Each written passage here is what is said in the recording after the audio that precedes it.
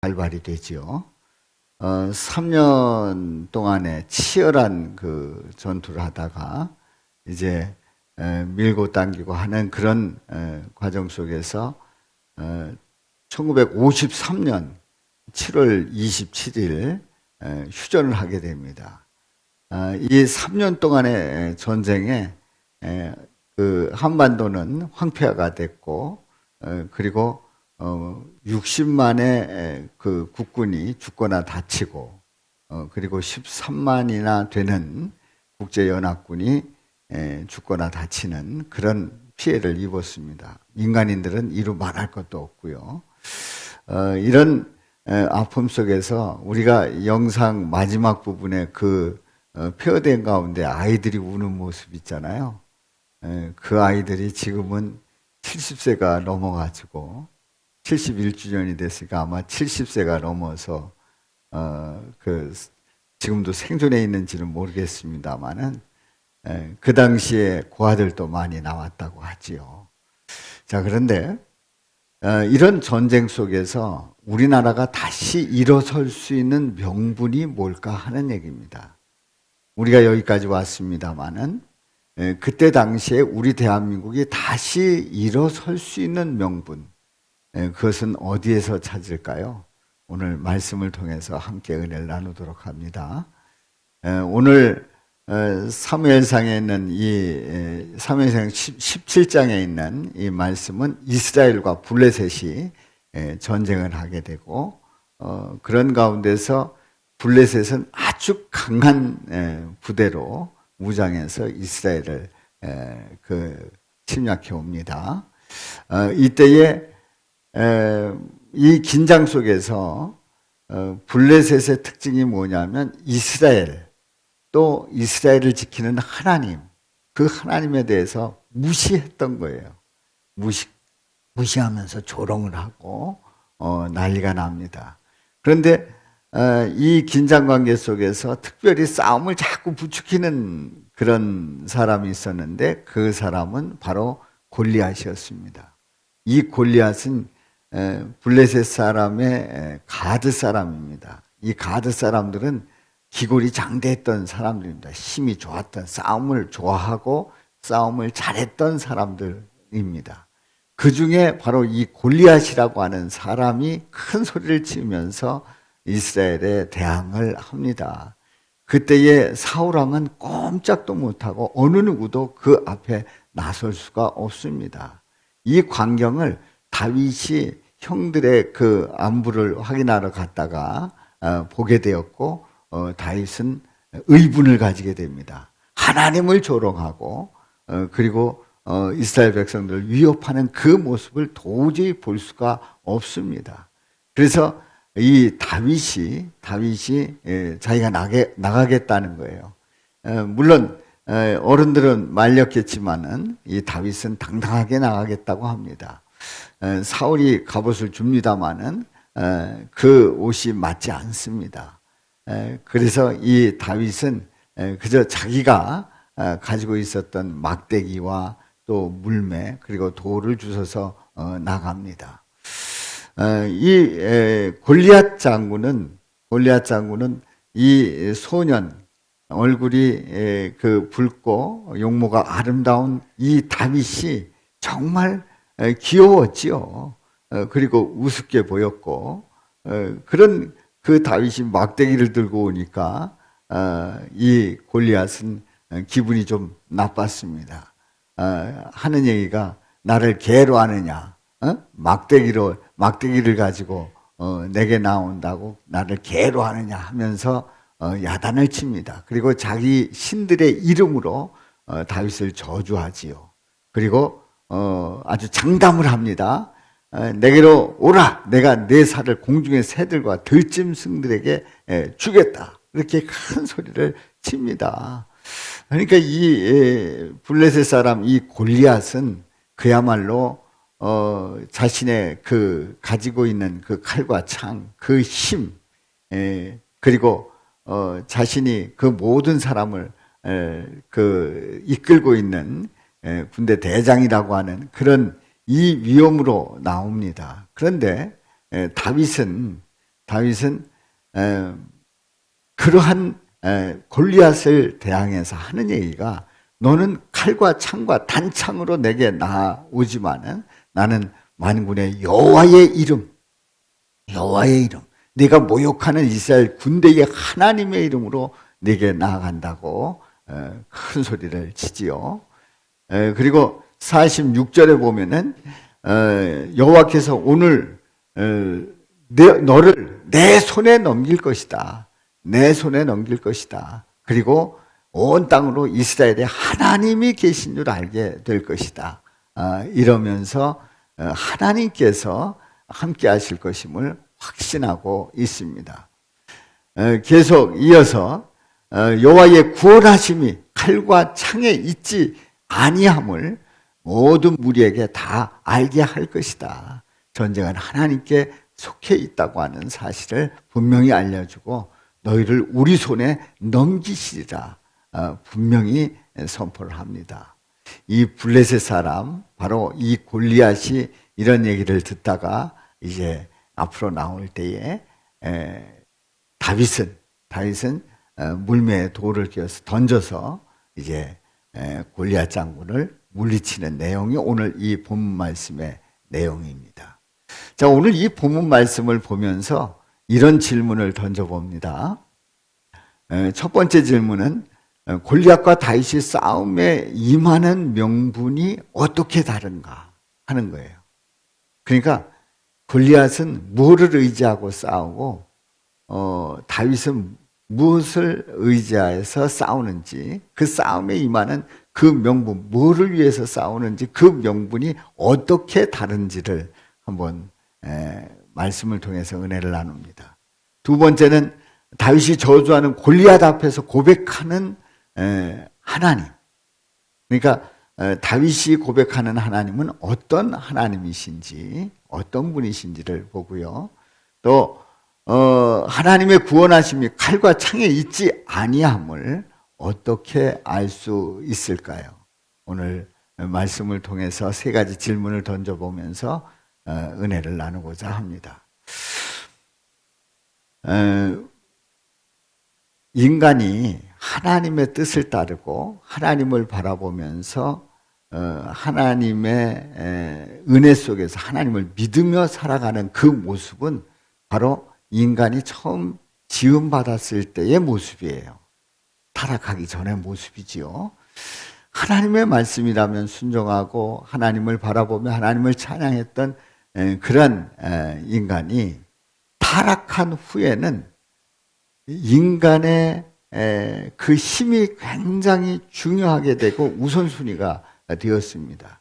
그래서 타락한 인간은 하나님을 의지하기보다는 칼과 창과 힘을 더 의지를 합니다. 그래서 칼과 창과 힘으로 모든 것을 다스릴 수 있다고 생각을 하고 그리고 모든 것을 손안에 넣을 수 있다고 생각하는 것이 바로 타락한 인간의 모습이지요. 오늘도 말씀 속에서 타락한 인간의 모습을 봅니다마는 우리 첫 번째 질문을 한번 살펴봅니다. 골리앗과 다윗이 싸움에 임하는 명분이 어떻게 다른지, 이제 골리앗이 처음 큰 소리 칠 때의 그 내용을 한번 보겠습니다. 골리앗은 네가 나를 개로 여기고 막대기를 가지고 내게 나왔느냐. 뭐냐면 이 골리앗은 칼과 창이 있었어요. 단창이 있었어요.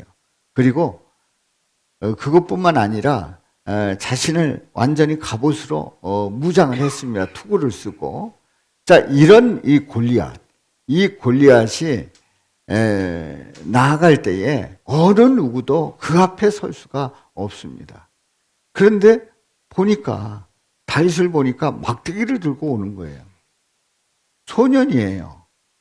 얼굴이 붉고 용모가 아름다운 귀여운 소년이 오는 거예요. 그러면서 야단을 치죠. 이건 게임이 안 된다. 이건 싸움이 안 된다 하는 얘기입니다. 그런데 다윗은 아니었습니다. 다윗은 뭐라고 큰 소리를 치냐면은 너는 칼과 창과 단창으로 내게 나오지만 나는 만군의 여호와의 이름, 곧 내가 모욕하는 이스라엘 군대의 하나님의 이름으로 내게 나아가노라. 우리 다 같이 읽어봅니다. 시작. 너는 칼과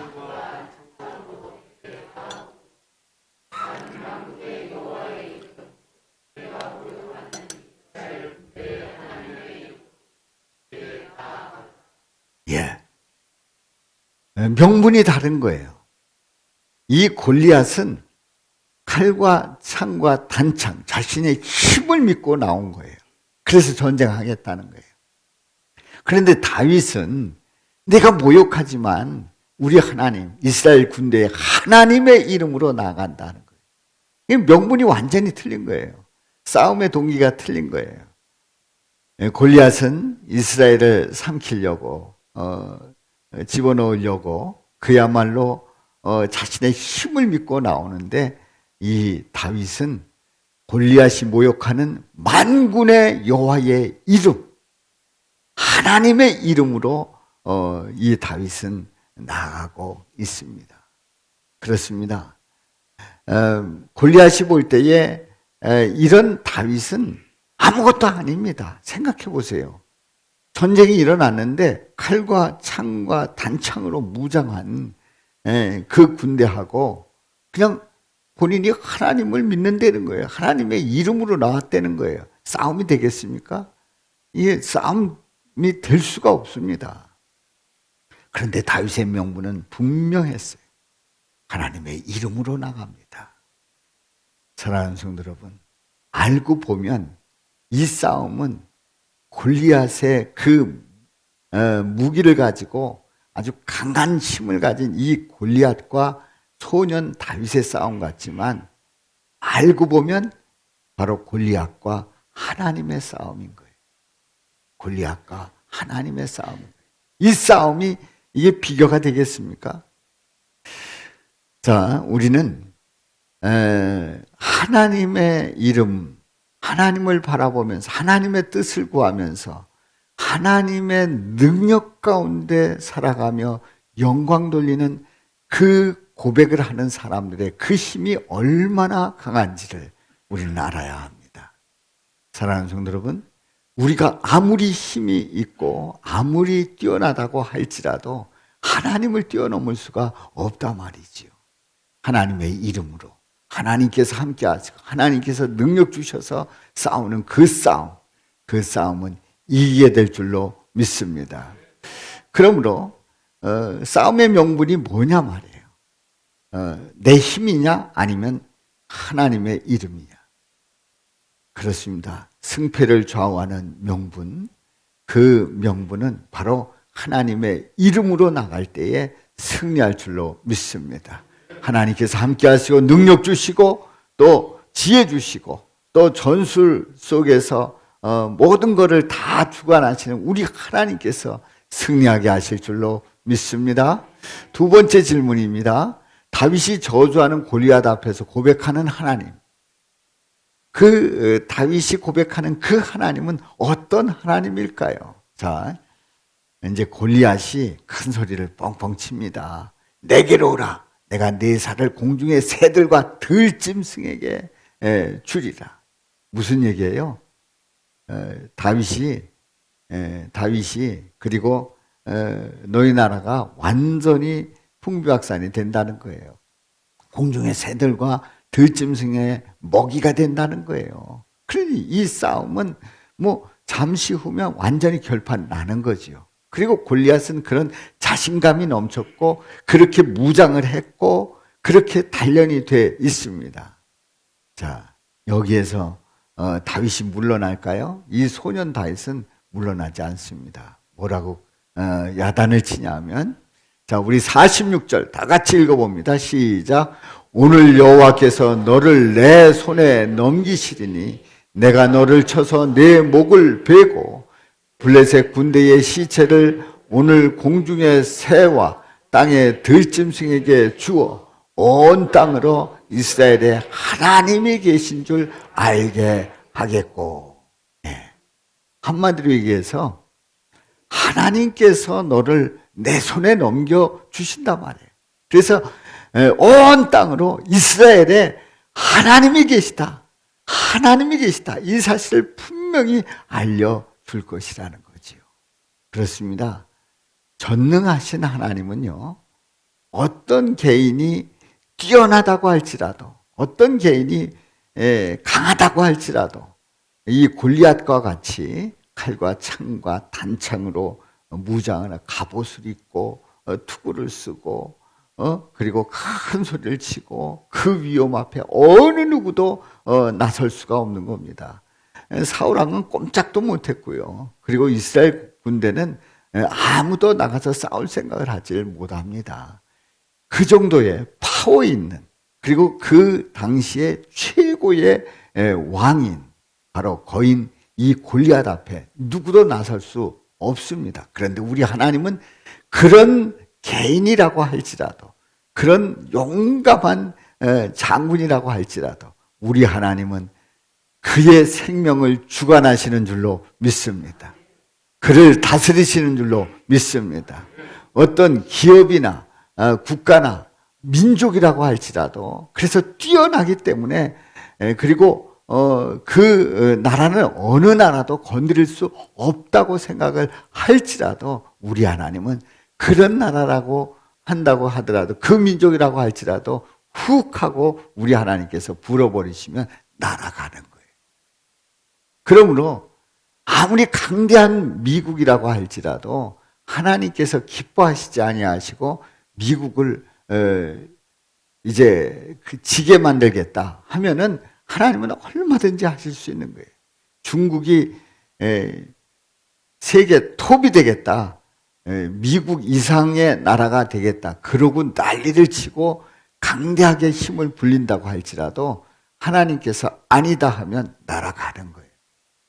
그렇습니다. 우리 하나님, 전능하신 하나님, 우리 예수님은 어떤 누구보다도 뛰어나신, 그 위에 계시는, 다스리시는, 주관하시는 우리 하나님, 우리 예수님이신 줄로 믿습니다.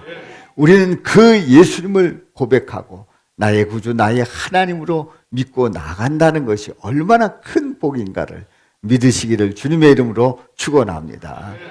그렇습니다. 여러분들, 세상 속에서 살아가면서 혹시 하나님을 무시하고 또 믿음이라는 것들 보잘것없게 생각을 하면서 교회를 나가고 믿음 생활하고 기도하는 그런 나의 모습을 조롱하는 그런 사람이 있다고 하면 그야말로 겁 조금도 먹지 마십시오.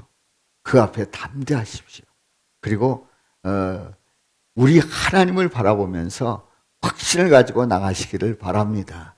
우리 하나님 지켜주시고 승리하게 하실 줄로 믿습니다. 세 번째 질문입니다. 세 번째 질문은 하나님의 구원하심이 칼과 창에 있지 아니함을 어떻게 할 수 있을까요? 하나님의 구원하심이 칼과 창에 있지 아니하다. 그걸 어떻게 알 수 있을까요? 다윗이 정확하게 고백을 합니다. 하나님의 구원이 어디 있는지를 분명하게 말씀하고 있는데 한번 말씀을 보겠습니다. 47절 말씀 우리 다 같이 읽어요. 시작. 또 여호와의 구원하심이 칼과 창에 있지 아니함을 이 무리에게 알게 하리라. 전쟁은 여호와께 속한 것인즉 그가 너희를 우리 손에 넘기시리라. 아멘. 이 47절 말씀. 하나님의 구원하심이 칼과 창에 있다고 하면 이스라엘을 더 강한 군대로 무장시키고 그리고 더 많은 무기를 가지게 하고 그리고 날마다 훈련시키시면서 이스라엘을 아주 큰 나라로 만들었을 겁니다. 그런데 하나님의 구원하심이 칼과 창에 있지 아니하다는 거예요. 전쟁은 누구에게 속했다고요? 여호와께 속한 것인즉. 전쟁은 하나님께 속해 있습니다. 그 손안에 있다는 사실입니다. 그러니까 이 골리앗은 칼과 창이면 다 되는 줄 알지만 이 다윗은 다윗이 고백하는 그 하나님 손 안에 있다는 걸 너무나도 잘 알기 때문에 이렇게 확신에 찬 선포를 하면서 이 골리앗을 야단을 치는 거예요. 전쟁은 하나님께 속해 있다는 거예요. 사람 손 안에 있는 게 아니에요. 칼과 창을 가진 그야말로 총과 대포와 핵무기를 가진 큰 소리를 치는 그 군대가 그 모든 것을 주관하는 것이 아니라 우리 하나님께서 주관하시고 다스리시는 줄로 믿습니다. 자, 이 47절에 있는 말씀을 외칠 때에 이 블레셋 사람, 이 골리앗은 화가 났습니다. 그냥 둬서는 안 됩니다. 큰 소리 치는 이 다윗을 그냥 둬서는 안 됩니다. 이 블레셋 사람이 다가올 때에 이 다윗은 가지고 있던 그 물매에 돌을 끼워서 그래서 물매를 돌려서 던집니다. 바로 이 골리앗 장군은 보기 좋게 그 돌이 이마에 박히게 되고 쓰러져 죽습니다. 다윗의 손에는 칼이 들려 있다고요? 50절 말씀에 보면 그 손에는 칼이 들려 있지 않았습니다. 칼과 창을 가진, 단창을 가진, 갑옷을 입고 투구를 썼던 이 골리앗은 다윗이 말한 그대로 그 물매 돌에 맞아 죽습니다. 여러분들, 우리는 이때에 이런 얘기를 합니다. 다윗이 그동안의 물매를 잘 돌리고 훈련을 잘 했기 때문에 골리앗의 그 이마에 정확하게 맞출 수 있었다고 그렇게 얘기를 합니다. 그런데요, 앞뒤 내용을 정확하게 보면요, 그 물매를 던지게 했지만은 그 돌이 이마에 박히게 하신 분은 누구라고요? 하나님이신 거예요. 하나님이신 거예요. 혹시 다윗이 던지다가 잘못 던졌을 수도 있는데 하나님께서 잘못 던졌어도 그 돌이 그 이마에 박히게 하면 박힐 수 있는 줄로 믿습니다. 그야말로 그 상황 속에서 뭐 양쪽이 딱 대립이 돼 있고 큰 거구가 나서 큰 소리 칠 때에 다윗이 왜 안 무섭겠어요? 근데 하나님을 의지하고 믿음으로 나갔고 그리고 던졌고 우리 하나님께서 그 이마에 돌이 박히게 하신 줄로 믿습니다. 누가 이기게 하셨어요? 다윗이 이긴 것이 아니라 하나님이 이기게 하신 거예요. 그래서 다윗이 이길 수가 있었던 거예요. 아멘입니까? 그렇습니다. 우리 예수님께서 우리 인간들을 구원하실 때에 칼과 창으로 구원하시지 않았어요. 십자가의 죽으심으로 구원하셨어요. 만약에 칼과 창으로 인간들을 구원하신다고 하면은 로마 병정들이 예수님을 붙잡으러 왔을 때에 그때에 더 많은 제자들, 군사들을 키우고 무장시켰을 거예요. 우리 예수님은 칼과 창으로 구원하는 것이 아니라 십자가의 죽으심으로 오히려 창에 찔려서 죽으심으로 우리 예수님은 구원의 역사를 이루신 줄로 믿습니다. 십자가에서 고난 받으시고 피 흘려 죽으심으로 구원하셨어요. 다시 얘기해서 하나님의 구원은 하나님의 뜻이라고 하면은 그 쓴 잔을 마신 거예요. 십자가에 달리신 거예요. 하나님의 뜻대로 십자가에 달려 죽으심으로 그럼으로써 구원을 완성시켜 주신 줄로 믿습니다. 그렇습니다. 예수님의 구원은 칼과 창이 아닙니다. 오히려 죽음으로써 구원을 이루셨습니다. 우리 예수님께서 마지막 입맞춤을 한 그 사람은 불행하게도 예수님을 팔아넘긴 누구예요? 가룟 유다였어요. 그것이 마지막 입맞춤이었어요. 그런데 그 입맞춤은 신호였어요. 예수님 팔아 넘기는 신호였어요. 바로 이 사람이 예수다. 이 사람을 체포하라는 신호였지요. 그때에 옆에 있던 제자들, 그리고 갈릴리의 어부로서 그 생선을 다듬으면서 칼을 잘 썼던 베드로. 이 베드로는 자신이 가지고 있던 그 칼을 가지고 예수님을 체포하려고 했던 대제사장의 종 말고의 귀를 쳐서 떨어뜨립니다. 얼마나 정확하게 그 칼을 썼는지 귀를 정확하게 떨어뜨립니다. 이러한 베드로를 보면서 우리 예수님은 어떤 생각을 하셨을까요? 기뻐하셨을까요? 그리고 의리 있는 이 베드로에 대해서 칭찬을 하셨을까요? 아닙니다. 베드로를 책망하십니다. 우리 예수님은 베드로를 책망하십니다. 마태복음 26장 52절 말씀 우리 같이 읽어봅니다. 시작. 내 칼을 도로 칼집에 꽂으라. 칼을 가지는 자는 다 칼로 망하느니라. 사랑하는 성도 여러분, 칼을 가지는 자는 다 뭘로 망한다고요? 칼로 망하느니라.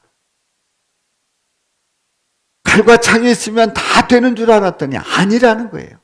그걸로 망하게 된다는 거예요. 그러시면서 53절 다 같이요. 시작. 너는 내가 내 아버지께 구하여 지금 12군단 더 되는 군사를 보내시게 할 수 없는 줄로 아느냐? 이 말씀은 더 많은 군대를 나는 불러 모을 수 있다. 근데 그렇게 하는 게 아니다.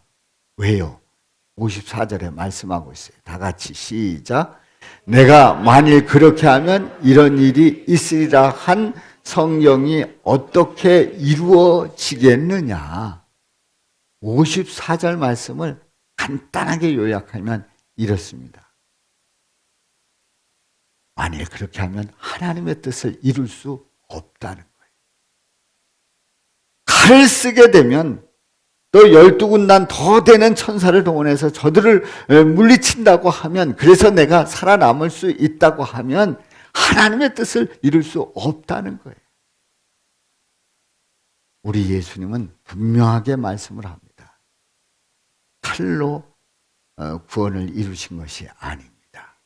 하나님의 뜻대로 자신을 내어 주심으로, 십자가에서 어린 양 제물이 되어 주심으로 구원을 이루신 줄로 믿습니다. 자, 한번 말씀을 보겠어요. 그래서 구원은 뭐라고요? 믿음으로. 구원은 믿음으로 이루어지는데요. 구원은 칼과 창이 아닙니다.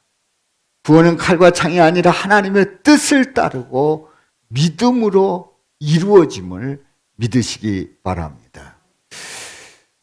구원은 칼과 창으로 이루어진다고 하면은 우리 예수님은 더 용맹스러운 장군으로, 그리고 더 많은 군사를 거느렸을 겁니다. 아닙니다. 우리 예수님의 하나님의 뜻에 순종하고 그리고 그 뜻에 따랐기 때문에 우리 예수님은 그 뜻을 이루신 거지요. 그러므로 구원은 칼과 창이 아니라 예수님의 뜻을 따르고 믿음으로 이루어집니다. 그렇습니다. 우리 예수님께서 십자가에 달려 돌아가시는 그 일은 너무나도 나약한 그러한 모습이에요. 그런데 그 가운데서 제물이 되어 주셔서 하나님의 뜻을 이름으로 구원을 완성시키셨지요.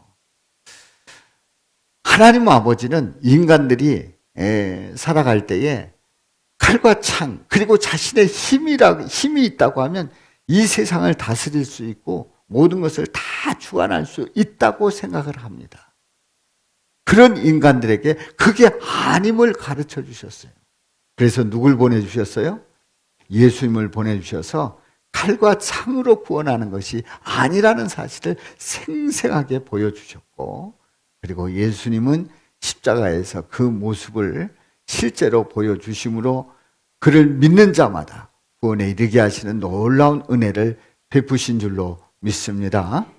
오늘 이 말씀을 보면서 우리는 이 다윗이 참으로 복이 있는 사람이라는 사실을 깨닫습니다.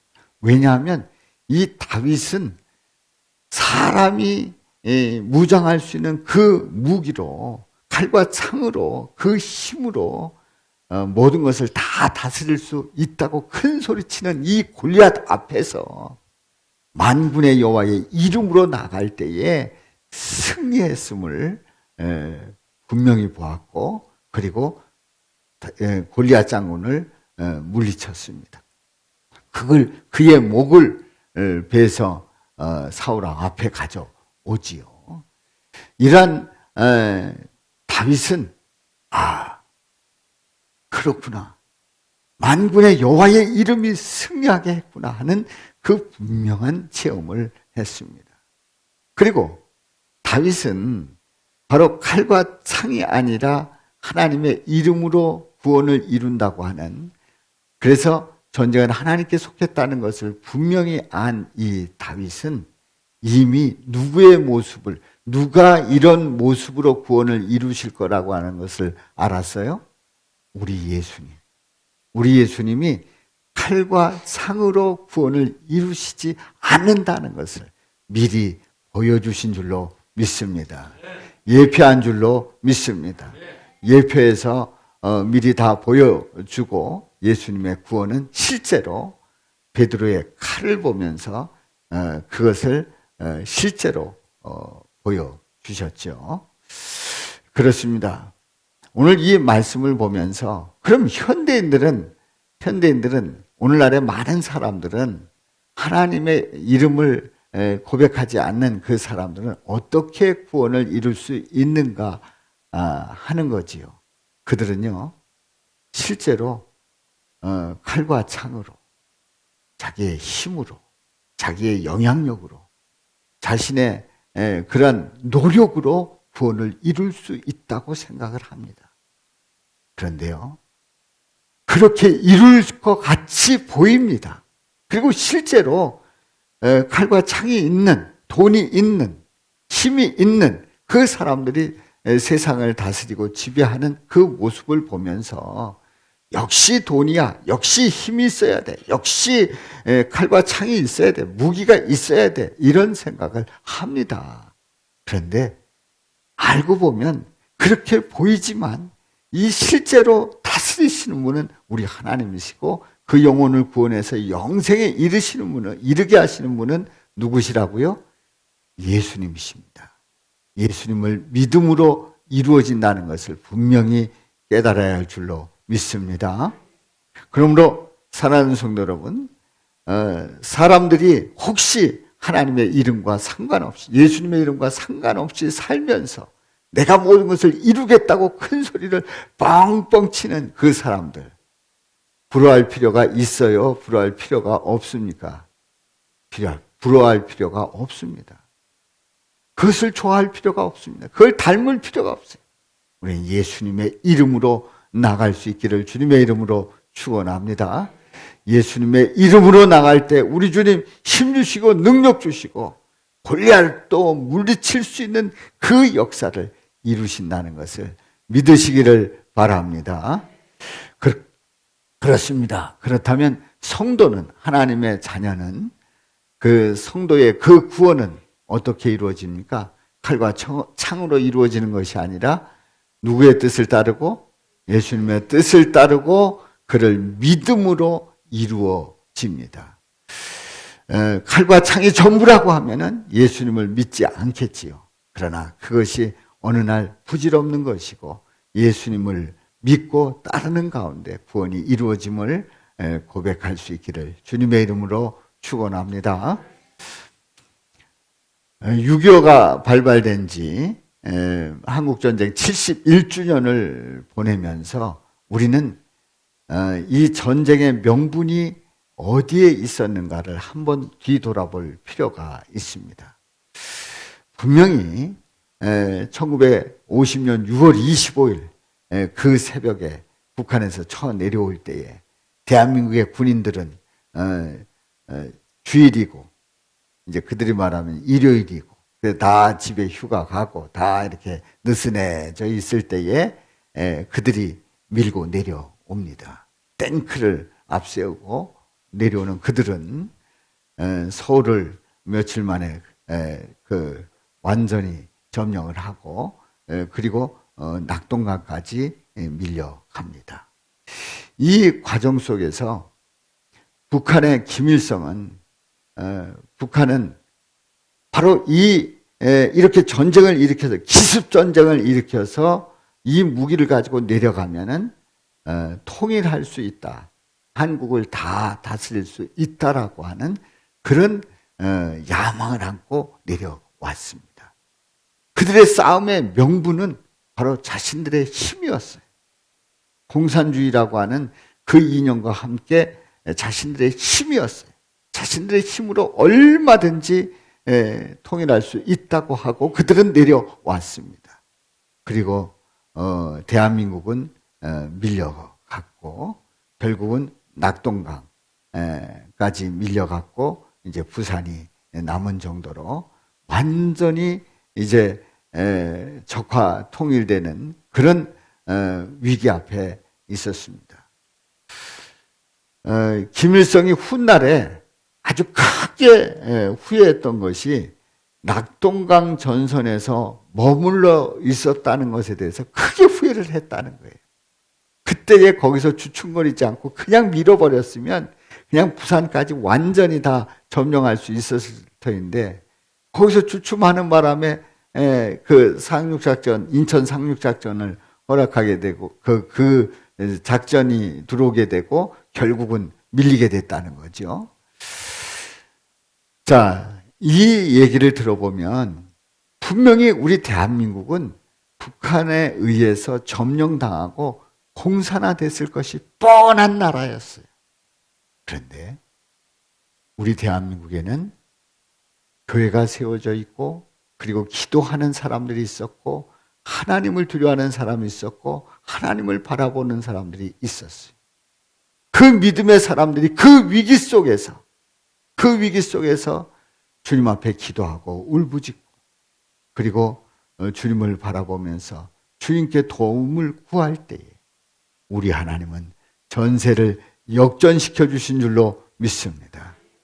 바로 다윗의 세 용사에 대해서 설교 말씀을 드릴 때와 같이 인천 상륙 작전을 통해서 이제 다시 전세가 뒤집히는 그러한 일이 벌어졌는데 우리는 그냥 있는 그대로 보면 김일성에 의해서 남한은 점령당할 수밖에 없었습니다. 그는 골리앗 장군과 같이 잘 무장되어 있었습니다. 우리 대한민국은 이념 때문에 나눠져 있었고 하나 되지 못한 그런 가운데 그냥 잡힐 수밖에 없는, 먹힐 수밖에 없는 그런 나라였어요. 그런데요, 우리 하나님은 기도하는 하나님의 백성들을 통해서 다윗과 같은 하나님의 자녀를 통해서 그 전세를 뒤집어 주셨다는 것을 믿으시기 바랍니다. 그렇습니다. 우리 하나님께서 지켜주셔야, 우리 하나님께서 이기게 하셔야 이길 수 있는 거예요. 그래서 이 한국 전쟁의 그 명분은 우리는 하나님께서 도우셔서 우리가 이렇게 살아남을 수 있었다고 하는 분명한 믿음의 고백을 합니다. 자, 저 북한과 우리 남한을 그냥 비교해 보십시오. 객관적인 비교를 해 보십시오. 저 북한은 어떻습니까? 지금 말도 못합니다. 말도 못합니다. 지금 저들의 그 삶은 말도 못한 피폐하게 사는 저들입니다. 물론 아는 사람들도 있습니다만은 대부분이 피폐한 삶을 삽니다. 물론 거기가 더 행복한 나라고 세계적으로 계획도시고 무공의 도시고 이래서 부러워하는 사람도 대한민국 안에는 있습니다만은 분명히 비교가 되지 않습니까? 비교가 되지 않습니까? 우리 대한민국은 하나님께서 지켜주셔야 살아남을 수 있습니다. 우리 대한민국은 하나님께서 살펴주셔야, 인도해 주셔야, 그리고 보호해 주셔야 대한민국은 분명히 살아남을 수 있다고 하는 그 고백을 하시기를 주님의 이름으로 축원합니다. 우리의 힘, 우리가 세계 10대 강국이기 때문에 우리나라가 어떤 나라인데 아닙니다. 그걸로 우리는 승리할 수 없습니다. 하나님이 지켜주시기 때문에, 보호해 주시기 때문에, 기도하는 사람의 그 기도를 응답해 주시기 때문에 우리 대한민국은 살아남는 줄로 믿습니다. 이러한 확신 가지고 우리 주님을 선포하며 나가시기를 주님의 이름으로 축원합니다.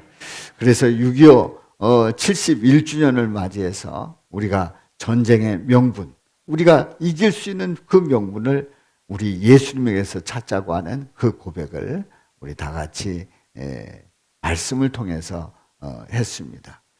여러분들이 생활 속에서 이제 믿음으로 나갈 때 예수님을 선포하시기를 바랍니다. 여러분들 말씀을 샤우팅하면서 그야말로 하나님께서 구원해 주시고 하나님께서 승리하게 하시고 하나님께서 모든 것을 이기게 하시는 그 놀라운 그 역사 함께 하신다고 하는 그 선포를 계속해 나갈 수 있기를 바랍니다. 지난 6개월 동안 샤우팅을 잘 해오셨는데 이제 오늘까지 그 보고된 걸로 마감을 하고 다음 주에 시상을 합니다. 그리고 다음 하반기에 또다시 이어가 새롭게 시작을 합니다. 여러분들 샤우팅하면서 확신 가지고 나갈 수 있기를 바랍니다. 또한 다음 주에 이제 맥주 감사주일이에요.